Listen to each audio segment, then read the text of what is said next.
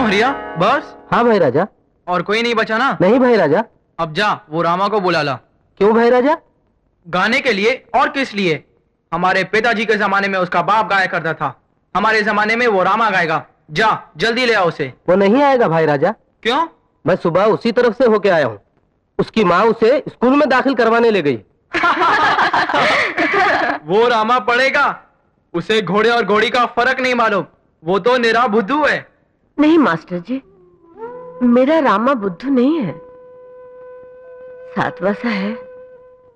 7वें महीने में पैदा हुआ था, इसके सिवा उसमें और कोई खोट नहीं है। बहुत भोला है बेचारा, मिट्टी और सोना उसके लिए एक जैसे है। आप मेहरबानी करके उसे अपने स्कूल में दाखिल कर लीजिए। मैं तुम्हारी पीड़ा समझता हूँ रामा की माँ, लेकिन उसे इतने छोटे बच्चों के बीच कैसे बिठाऊं?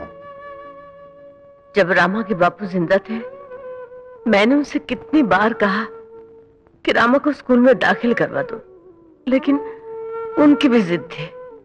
कहते थे पढ़ाई से पेट नहीं भरता, इसलिए वो भी बस उसे गाना सिखाकर चले गए। आजकल तो खून पसीना बहाकर भी पेट नहीं भरता, भला गाना गाकर पेट कैसे भरेगा? रामा, ए रामा, चल तुझे भाई राजा ने बुलाया। मुझे? हाँ, आज राजनंदिनी का जन्मदिन है ना, तुझे गाना गाने के लिए बुलाया है। गाना गाने के लिए? हाँ। चलो चलो चल चल चल।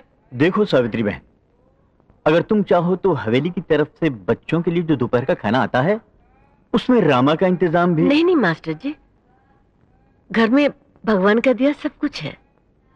मैं तो ये उम्मीद लेकर आई थी कि रामा थोड़ा बहुत पढ़ना लिखना सीख जाए तो दुनिया में अच्छा क्या है बुरा क्या है ये समझने के लायक बन जाएगा। लेकिन आप भी क्या कर सकते हैं, ये तो मेरी बदकिस्मती है। नमस्ते। अरे रामा को तो मैं यही छोड़ के गई थी। रामा? हवेली से बुलावा आया था, वो गाने के लिए गया है। आज भाई राजा की बहन राजनंदिनी का जन्मदिन है ना। एक पति था जो गाने के धुन में मुझे रोता छोड़कर चला गया। अब बेटा है, वो भी वही जुनून में मुझे रुला रहा है। ये तोते का पिंजरा है। इस महीने अमरौली वाले बाग में 50,000 रुपए का मुनाफा हुआ है। पिछले महीने 25,000 रुपए का मुनाफा हुआ था। यानी मुनाफा दुगना हो गया। बड़े भैया, शास्त्री जी आ गए। आइए शास्त्री जी आइए, हम आपका ही इंतजार कर रहे थे। आयुष्मान भव, फूलो फलो, दिन दुगनी रात चौगनी तरक्की कर। शास्त्री जी, राजनंदिनी 5 साल की हो गई है, अब हम उसे स्कूल में दाखिल कराना चाहते हैं। आपने कहा था कि जब राजनंदिनी 6वें साल में जाएगी तभी आप उसका पूरा भविष्य बताएंगे, इसलिए आपको कष्ट दिया है। आपका संदेशा आते ही मैं समझ गया था भाई राजा, राजनंदिनी बहुत भाग्यशाली है। इस हवेली के लिए उसके पांव बहुत शुभ हैं। इसके आने से आप लोगों का मान सम्मान संपदा कीर्ति सब में महान वृद्धि होगी। हाँ, और समय के साथ साथ आप लोगों के लिए इसका प्रेम और इसके लिए आप लोगों का प्रेम बढ़ेगा, कम नहीं होगा। लेकिन क्या शास्त्री जी? इसके विवाह संबंध में एक उलझन है। उलझन? विवाह के बारे में? हाँ, इसका विवाह आपकी मर्जी के खिलाफ होगा। शास्त्री जी, क्या बक रहे हैं आप? मैं बक नहीं रहा मजरे राजा, मैं वो कह रहा हूं जो होने वाला है।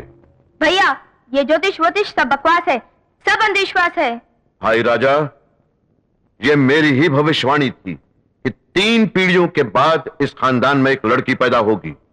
सो हुई।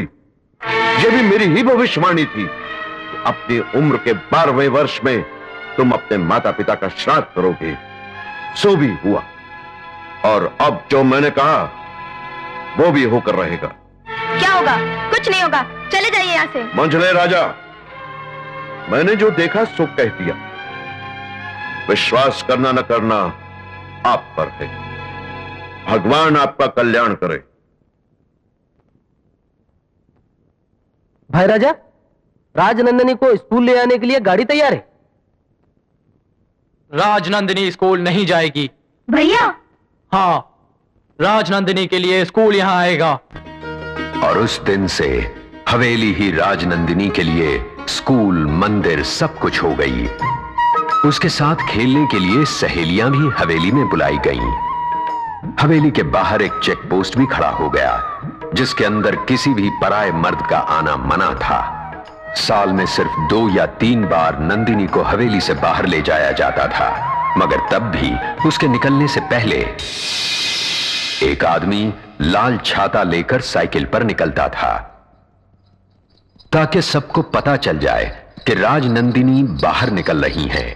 छाता देखते ही सारे मर्द छुप जाते थे, क्योंकि भाई राजा का हुक्म था कि किसी भी पराये मर्द की नजर राजनंदिनी पर नहीं पड़नी चाहिए, और अगर किसी की नजर पड़ ही गई या किसी ने राजनंदिनी के बारे में कुछ बोल भी दिया तो उसकी सजा तय थी। और यही गलती इन अभागों से हुई। यह है राजनंदिनी का छोटा भाई छोटे राजा।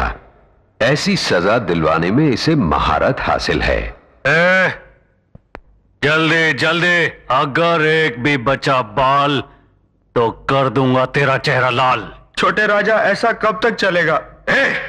जब तक राजनंदिनी की शादी नहीं हो जाती तब तक। ये है नंदिनी का मंझला भाई मंझले राजा और उसकी पत्नी सुधा, और ये है बड़े भाई भाई राजा। दोनों भाइयों के लिए इनका हुक्म पत्थर की लकीर है, लेकिन इनके प्राण इनकी बहन नंदिनी में बसते हैं। यह है नंदिनी की बड़ी भाभी मंजुला, जिसने नंदिनी को बचपन से ही मां की तरह पाला है। और यह है राजकुमारी का अंतःपुर। आज राजनंदिनी 16 साल की हो गई।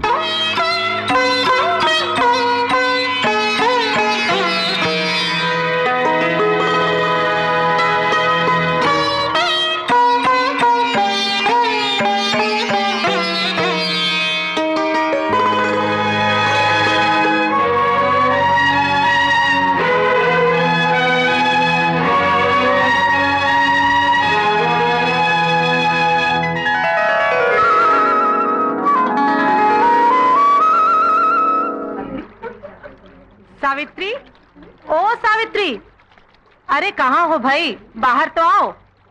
अरे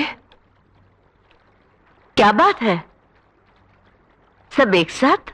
लोग ठीक कहते हैं सावित्री, तेरे को तो कुछ कभी पता ही नहीं चलता है कि इस गांव में कहाँ और क्या हो रहा है। अरे आज भाई राजा की बहन का 16वां जन्मदिन है, समझी? अच्छा, भाई राजा का हुक्म है, गांव में आज किसी के घर चूल्हा नहीं जलेगा, सभी का खाना वहीं पर है। चलो चलें। आप लोगों को तो पता ही है, मैं किसी शुभ अवसर पर नहीं जाती। तू बड़ी वहमी है सावित्री, विधवा औरतें किसी शुभ अवसर पर न जाएं, ये आजकल कौन मानता है? कोई तेरे जैसी नियम पालने वाली नहीं है। मेरे दुर्भाग्य की तुलना दूसरों से क्यों करते हो? जाइए आप लोग। अच्छा चलो। हाँ, चलो तो।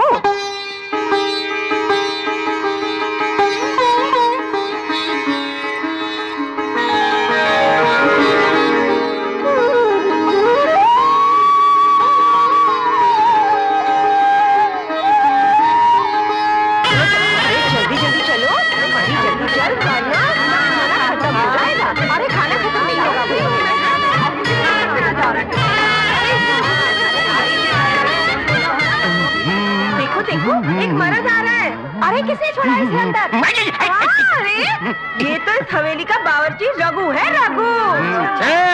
तुम लोग मेरा रास्ता रोक के क्यों खड़ी है बुढ़िया? तूने बुढ़िया किसको बोला? अरे तुमको बोला। मेरे को? तेरे को हम बुढ़िया जैसी दिखाई देती है क्या? मेरी दिव्या भारती, तू तो मुझे कुंवारी कन्या दिखाई दे रही है, 16 इयर्स यंग लेडी। मैं तो 100 साल का बुढ़ा हो गया हूँ। अब तो मेरा रास्ता छोड़ दो मेरी पोती हो। जाओ जाओ। ये बुढ़ी घुसे। रामा, रामा, रामा, रामा, रामा।